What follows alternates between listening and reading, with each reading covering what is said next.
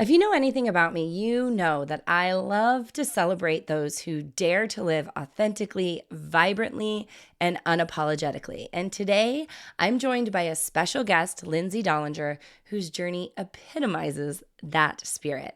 Lindsay's commitment to fun, sparkle, and pixie dust, and above all, to being boldly and authentically herself, is not just inspiring, but it's also incredibly rare. It's a blend of lightheartedness and profound self-awareness that many of us strive for, but few actually achieve. This approach to personal development, especially in the realm of women's empowerment, underscores the importance of confidence and self-expression. Hopefully, this will be a reminder to you that it's never too late to embrace new challenges, to seek out mentors, and to step into your power regardless of your past or present circumstances. Get ready for a conversation filled with heartfelt insights and Lindsay's unique zest for life. This is Take the Damn Chance, the podcast committed to supporting you as you take the chance on yourself and bring your big dreams to life. You know the one on your heart that you keep pushing to the side because it's not the right time. My name is Bevan Farrand. I'm the founder of the Take the Damn Chance movement and creator of the Do the Damn Thing method. Yes, I say the word damn a lot, but it does mean something. It stands for Decide and Declare, Attend Your Own Party, Moments Not Minutes, and Now is the Time. When it's come to navigating difficult situations and bringing my biggest dreams to life, this framework has changed my life, and I know that it can make a huge impact on yours. It's time for you to take the damn chance. What I love about just you is that you are so committed to fun and sparkle and pixie dust and all of those things, but also being so boldly and authentically yourself. And that's really rare. And so, how did you even start down that path of feeling that way? Because I think a lot of people are really, they don't feel confident enough. They're very timid, and it makes them really nervous to say, I am just going to be who I am unapologetically. Well, thank you. That's very sweet that you say that, and that I am glad that I have projected that, because that is really a big part of my messaging and my goal for women. Because if we don't have that confidence piece down and you don't feel comfortable enough to be you and express yourself, I feel like there's always that block that you're not going to be able to get to that next level. It's never too late to start getting those mentors and those people in your life and really wanting that thing bad enough that you're going after, that you decide it is time to start acting that way. And you can step into that power no matter what. A lot of who I work with are women who've gone through something really challenging, I call them deeply challenging events. And those events can shake us to the core and can make us start to question our own identity, because often our identity is changed in it. You know, I went from wife to widow. I went from mom to solo parent, and it was instantaneous. And I was left with dealing with the aftermath of that identity shift after the fact. Yeah. So we start to say, okay, well, what is the smallest little thing that I feel really good about in expressing myself in this identity? Yeah. Yeah. It's so interesting because I feel like every time that I've had an identity shift, it has maybe looked really easy to other people. But you know what I mean? It never is. That, no, that fire in your tummy and those feelings that come with it, like the guilt and the things that you're leaving behind and the sadness and all of that is such a real process that if anyone is making it look like it's easy, it definitely is not. I think the first thing, and a big word that has been coming up for me in the past, I don't know, maybe year and a half, 2 years, is self-awareness and just really being in tune, what do I really want? You know, who really is Lindsay versus who society thinks Lindsay is, who my parents think Lindsay is. That self-awareness piece for me, and also remembering that I don't necessarily have to share what my big giant vision is with everyone yet, or I can share it with those couple people that I really, really trust with it. And I know that they're not, they're going to hold it really dear. Because I think that is one of the things too that can really get in women's way is they'll want to share it because they're excited about it. They're excited about their shift, or they want to open up to people. And it's people who are comfortable with you being the way that you've been. And so their reaction is not always the one that you're expecting. And then we get disappointed and we close ourselves off again. Yeah, we call that layered declarations because we so often, right, we're making these changes. We want to do this thing, this new business venture, and we're encouraged to like shout it from the social media rooftops, right? And especially in different side hustles, network marketing, et cetera, they're like, just go tell everyone you know that you're doing this. And that can often erode our dream because we're sharing it with people who, like you said, they've known you a certain way.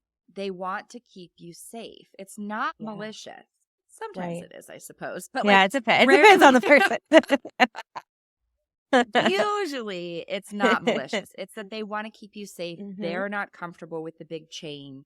And so they start to say things like, ooh, in this economy, are you sure you want to quit your job? Or I don't know, like the grass is greener on the other side, but you've got the devil you know versus the devil you don't. Right. And they start to eat away at it when you have not yet built up the confidence and the foundation, what it is that you really want. Yeah.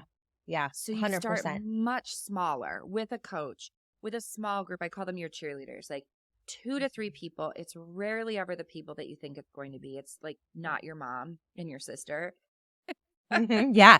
Definitely not your dad because he will talk you out of it.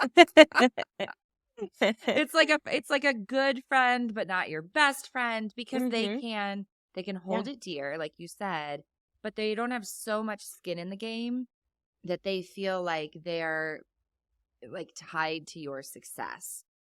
So I love that. And also, you're right. You don't have to hate something to start something new. We can hold more than one thing at a time. You can love your job and start a side hustle. You can love where you live and still explore the idea of moving to a different state or different country. Right. We don't have to make ourselves miserable in order to make a change. Yeah. And I think that is something that for a lot of people, especially in my tight-knit circle, was really hard for them to understand. Like, yeah, but then why are you doing it? You know, and that's the thing that I want to remind you is you don't necessarily have to explain yourself to everyone, which is or anyone, actually. Or anyone. That's very true too. Everyone or anyone. And that compartmentalizing, like what you were talking about with, you know, my friend groups and who are my business friends, who's my friend that I call for a happy hour when I want to be silly, who, you know, and I really have learned to do that a lot better as I've gotten older, and it has saved a lot of frustration, headache, etc. So that would be another tip that I have is, you know, kind of figure out who are those people that you can go to. And if you don't have them yet, that's fine. You can find them online. It's 2023.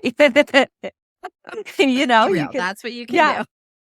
You can. You can find them in networking group. You know, you never know. So I also think too, sometimes it takes some pressure off of our friendships and our relationships to not rely on people for everything. Yeah. I have 3 sisters. I know which sister to go to for specific things, right? My one sister is an attorney. I would not ask my other sister to help me like review a legal document. That would really stress her out. Right. She doesn't know. And I'm not saying that I keep everybody separate, but there are things where it's like, okay, what I really need is somebody who can just listen, not try to solve my problems, not try to give me advice or anything. I just need somebody where we can sit, maybe have a glass of wine, and I can just talk through some things. That's a specific friend, right? It's not everybody because some people want to jump to solving the problem. Yeah. Well, and that's me a lot of the times. I'll be perfectly honest.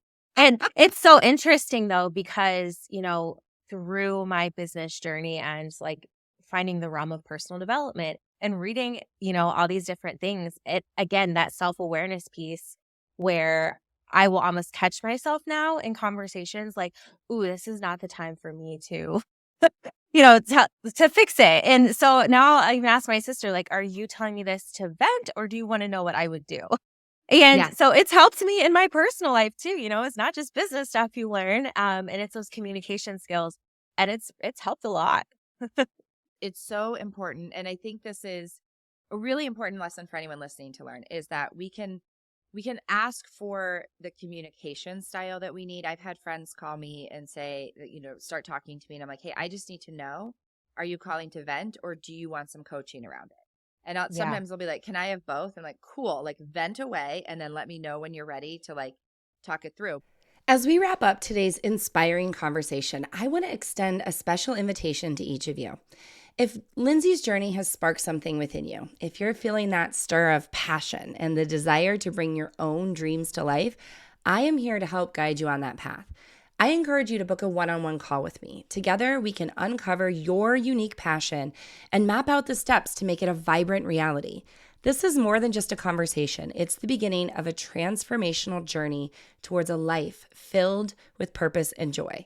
If that sounds fun to you, then go to callwithbevan.com and schedule a one-on-one call with me.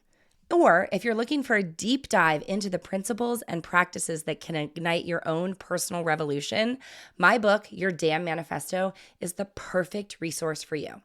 It's not just a book, it's a blueprint for living a life that's authentically yours, filled with the kind of sparkle and zest we talked about today. You can grab your copy of the book on Amazon or at yourdamnmanifesto.com. So don't hesitate. Either book your call with me or grab a copy of Your Damn Manifesto. It is time for you to step into your power and live the life you've always dreamed of. Remember, your passion is waiting to be unleashed, and I'm here to help you do just that. Well, look at you taking the damn chance on yourself. Thanks for joining me today. Be sure to subscribe to the show so you don't miss an episode. And if there's someone in your life who needs a little boost of inspiration, I would love it if you share this episode with them. If you want to connect with me, you can find me on all the social platforms at Bevan Farrand or on my website, bevanfarrand.com. And be sure to let me know what you want to hear next on Take the Damn Chance.